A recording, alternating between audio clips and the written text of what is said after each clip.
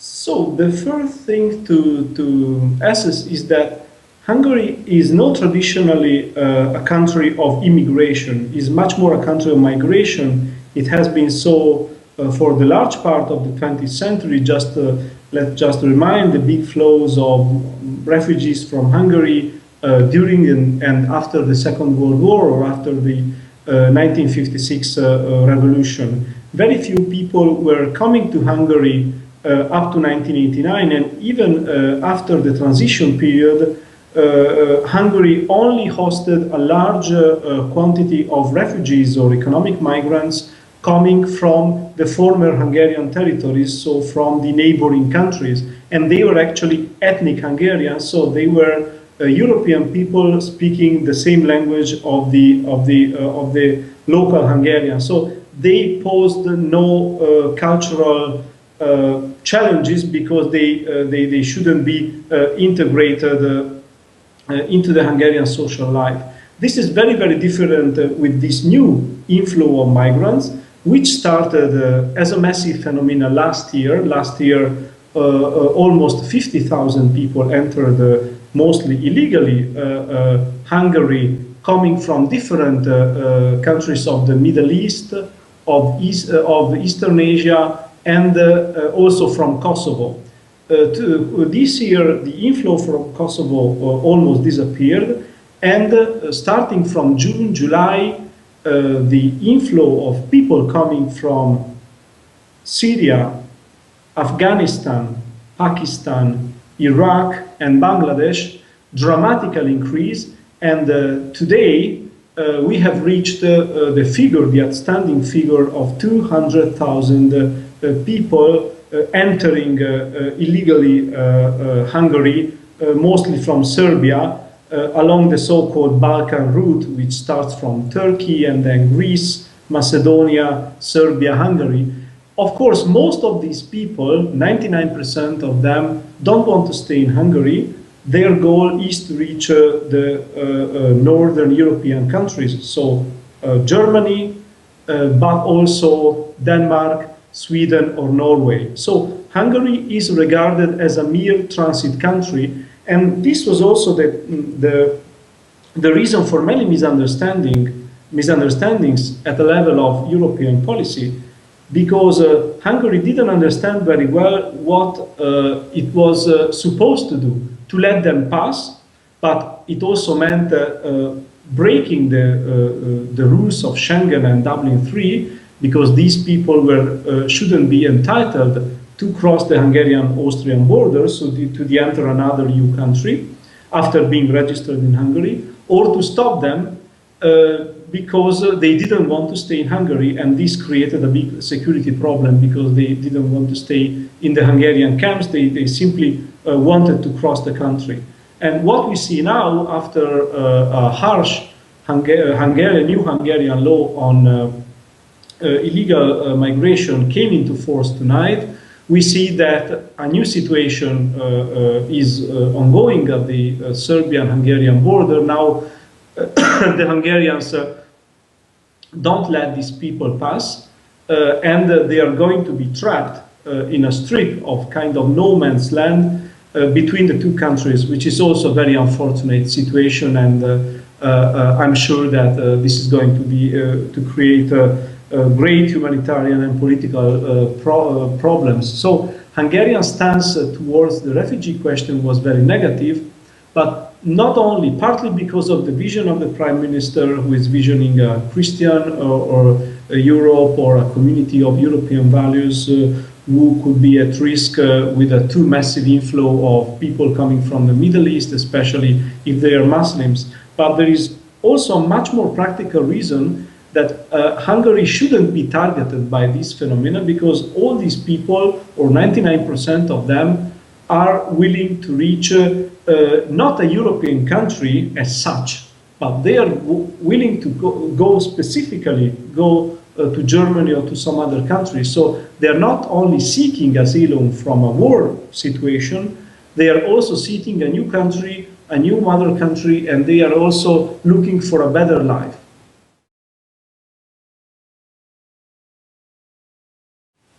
Yes, I think that the claim is partly true, but should be discussed in a bit more in depth. Viktor Orban came in power for the second time after one term as prime minister between 1999 and 1998 and 2002. He came once again into power in 2010 after the country experienced a devastating economic and social crisis in 2008-2009. So he came in power with a sliding majority of 2/3 of parliamentary seats after the collapse of the previous social liberal government. And he came to power with high hopes from the population and with a very ambitious program of kind of national reunification and of national renaissance. And he immediately understood that in order to do that, he has to fight foreign monopolies and the conglomerate of foreign companies who are dominating the structure of the Hungarian economy. And so in 2010-2011, immediately after the seizure of power, he engages himself in a series of very tough, very hard conflicts with the EU Commission, so with some EU bodies, with the foreign companies operating in Hungary because they were taxed in their profits. The Hungarian state wanted to make more money to recover a part of the profits these companies were making.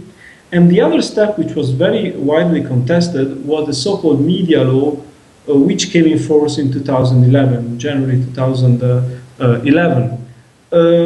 I would say that the media law didn't change significantly. Now we can see it from a several years perspective.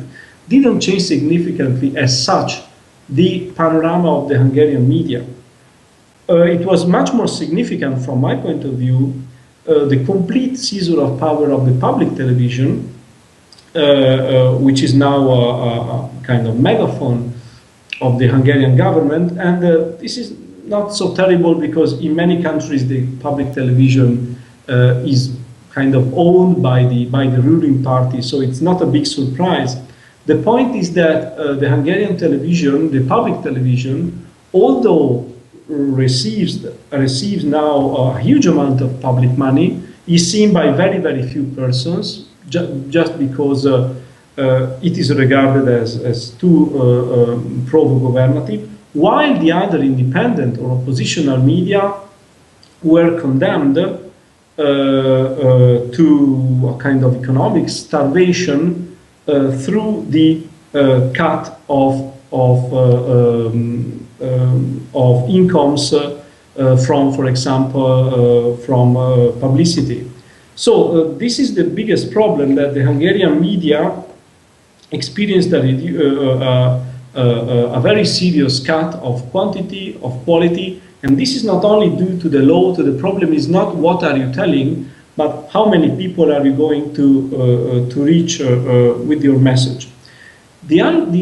Another big problem is what we could call the recentralization of the state. This is a very central question in Central and Eastern Europe.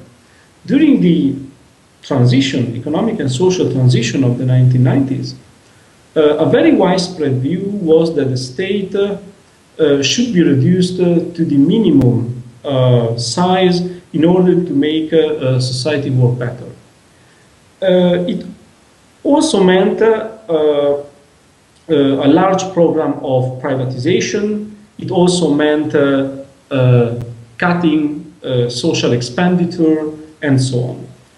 Orban tried to not only to revise but to revert this trend and to build up a very powerful state machinery, which means in practice that now the Hungarian state resembles much more a socialist or post-socialist state than a capitalist one. I'm not saying that capitalism is dead in Hungary. Hungary is still a market economy and is still it's still a plural society, but the state, through some fields like culture or education or just the money expenditure, is continuously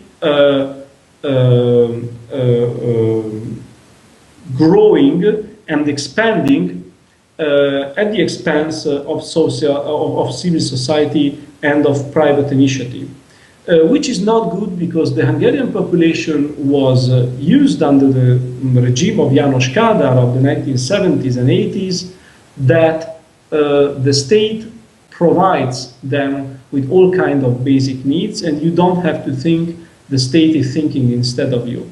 And I would say that what many commentators call the authoritarian turn doesn't mean necessarily the problem that there is no democracy and there are no elections.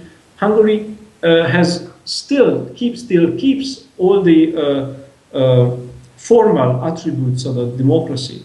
But I agree that in many respects the content of the word democracy is becoming emptier and emptier, because if you see the opinion polls, Fidesz, the government party led by Viktor Orban, is still leading with a very big majority of 35–40% of ballots, despite scandals, despite difficulties, and the left-wing opposition is split in 3 or 4 smaller parties, and paradoxically, the major opponent of Fidesz since 2014, so since the second election won consecutively by Viktor Orban, the major opponent and the major contendant of Fidesz is no other than the xenophobic and extreme right-wing party Jobbik,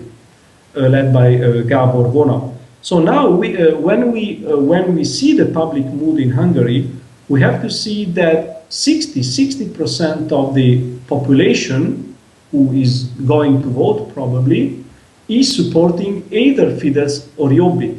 So the so-called liberal democratic or left-wing democratic option is really a minority now in this country. So this is not only about Viktor Orban, this is not only about the power practice of a narrow circle of persons. This is also the question of how so many people embarked into the endorsement for such a regime, such a government who is calling itself proudly illiberal or non-liberal. Orban introduced or spoke last year in a famous speech about the essence of non-liberal or illiberal democracies, claiming that a democracy is not necessarily liberal. There can be democratic systems who are not adhering to the liberal or neoliberal or left-wing liberal value of system. And of course, this is a big issue, and this is a very much contended assertion by Orban.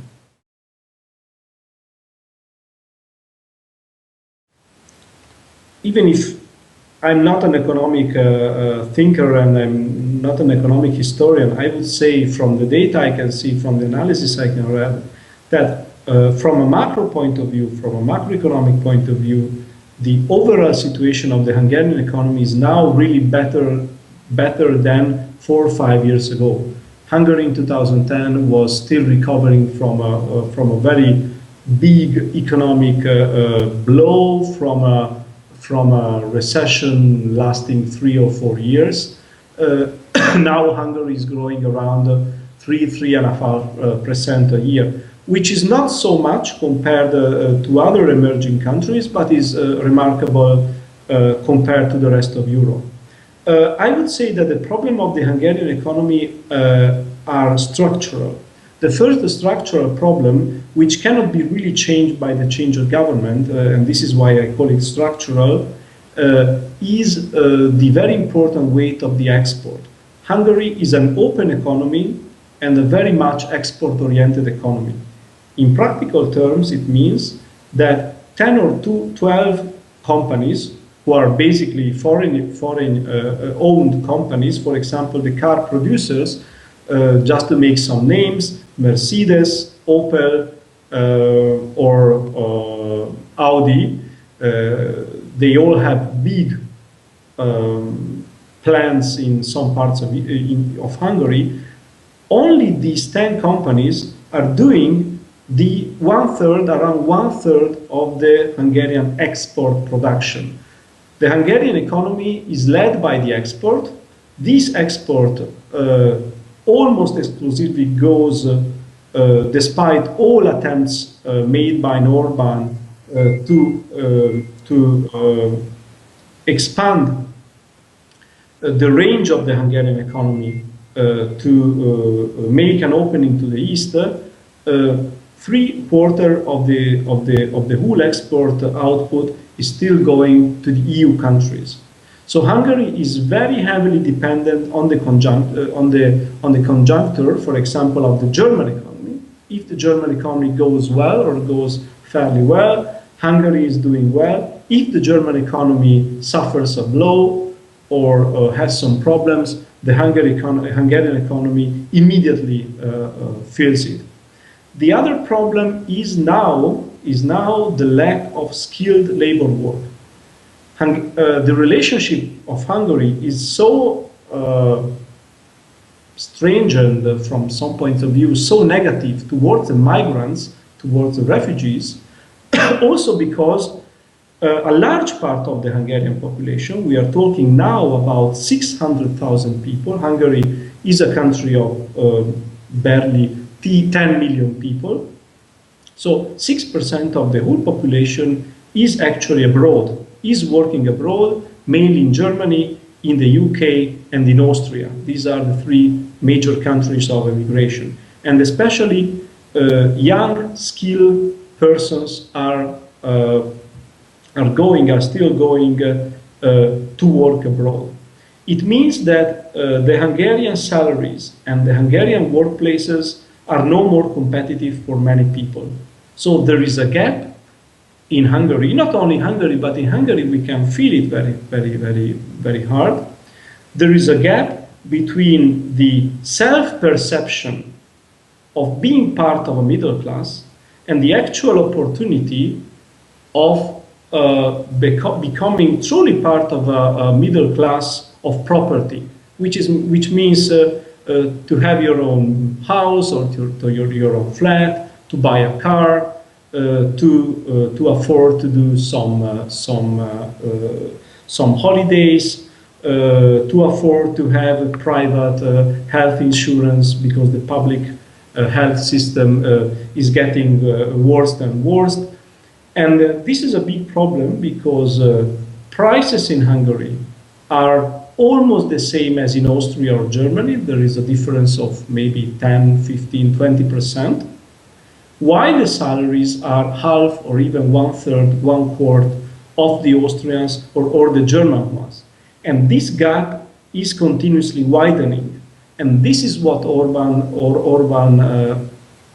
failed to narrow. So he was able to create quite a lot of jobs, but to a great extent, these jobs were jobs in the industry, and they were not well paid. The Hungarian worker earns around 400 euro net, which is, as you can understand, really very much, and it is even less than a worker is now earning usually in countries like Slovakia, the Czech Republic, or Poland. So this is a widening gap of competitivity, salary competitivity between Hungary and the rest of Central Europe, and this is why many Hungarians are now leaving the country and are looking for new experiences.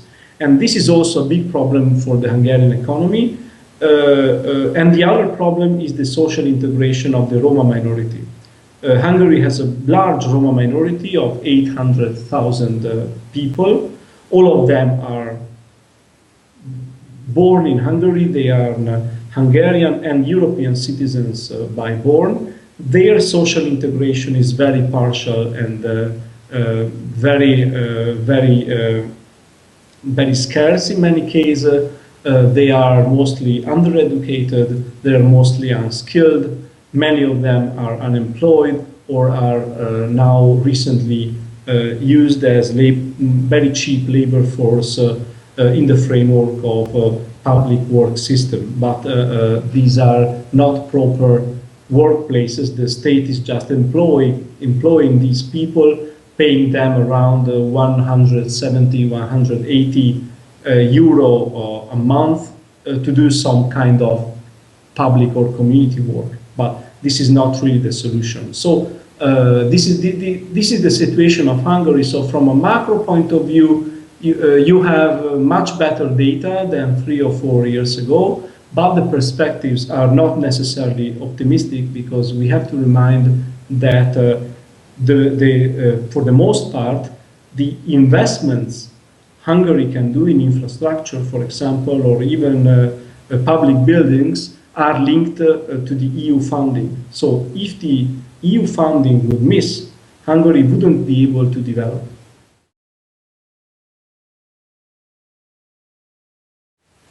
It's difficult to assess whether it can be considered a neo-Nazi party, because they are very different. So their roots are very different from the German neo-Nazi parties or the neo-Nazi parties of other Eastern European countries, for example.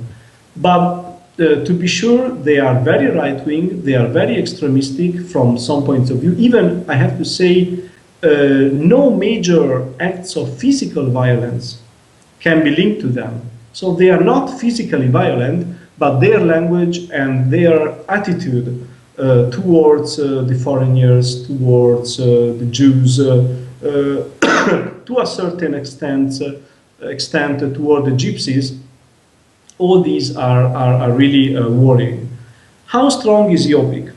Jobbik got 20%, more than 20% at the last elections. And at that point, many claimed that Jobbik had reached the maximum expansion, couldn't expand anymore. Now we see that it is still possible for them to expand. They were able to get closer to Fidesz in opinion polls, at least before the refugee crisis started in May or June. Since June, Fidesz is recovering, and it's now leading with a very good score before Jobbik, only because of the refugee crisis, which has been exploited massively in the media by the government party, and Jobbik couldn't do better in a way, couldn't do more, couldn't say more aggressive things, because the whole repertoire had been played by Fidesz. In the last time, Jobbik tried to credit itself with a much more moderate image, and this strategy change seemed successful on the short run. We cannot exclude that in the case of a major crisis of the leading party, or an internal split of Fidesz, or other major corruption cases, the popularity of Jobbik could further increase, leading them to government. The next elections are due to be held in April 2018, so there is still very much time. But I wouldn't seem this eventuality of much possible, because of the Hungarian electoral system, and also because of external pressures. I'm sure that there is going to be much pressure on the Hungarian politics and on the Hungarian electorate not to choose an openly racist and anti-European party.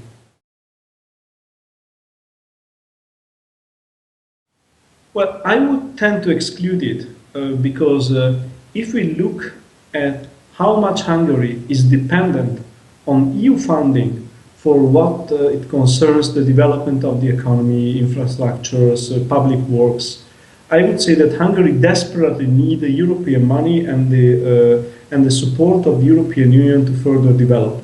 So it would be a completely irrational choice And even if Viktor Orban is widely considered a nationalist, right-wing, and even anti-European politician, Orban is not at all an irrational politician. He entered politics almost 30 years ago. He's a very navigated and skilled politician, and I'm quite sure that he has learned a very important lesson from all the conflicts he is having in Brussels, that it is useful in order to keep power and in order to strengthen his internal charisma to pose as a defender of the Hungarian interests at home, but to be sufficiently flexible when a tough decision has to be taken. So Orban's politics is always